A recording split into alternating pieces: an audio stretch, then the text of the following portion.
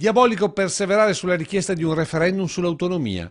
Questo scriveva ieri la direzione del Partito Democratico del Veneto. Una frecciata verso l'onorevole PD Simonetta Rubinato, che da sempre si batte per ottenere maggiore autonomia della nostra regione.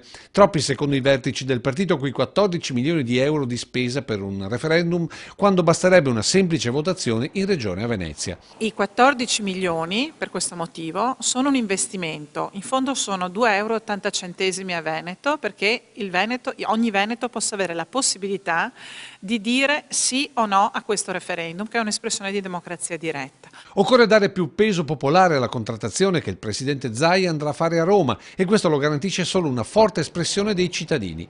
E l'esempio l'ha dato l'ultima chiamata alle urne, dove la grande affluenza e la forte presenza dei no ha sancito le dimissioni del presidente del Consiglio in carica. In questa fase, se non c'è un forte peso della volontà popolare, ottenere poi in Parlamento una legge approvata da tutte e due le Camere, a maggioranza assoluta dei componenti, che ratifica l'esito del negoziato tra Regione e Governo, voi capite che è una strada particolarmente difficile. Così come sarà difficile, secondo la Rubinato, ottenere l'autonomia di cui già gode il Trentino. È un'autonomia che è garantita da un trattato internazionale, da norme costituzionali.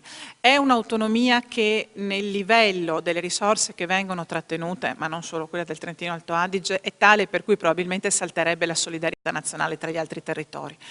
Quindi è una provocazione, secondo me, quella del Presidente Zaia. Lo sa anche lui che è una provocazione, ma tra il tutto e il pochissimo di oggi c'è una scala da percorrere. Che solo con il referendum si potrà imboccare, come secondo l'onorevole Rubinato vuole la maggioranza del popolo veneto.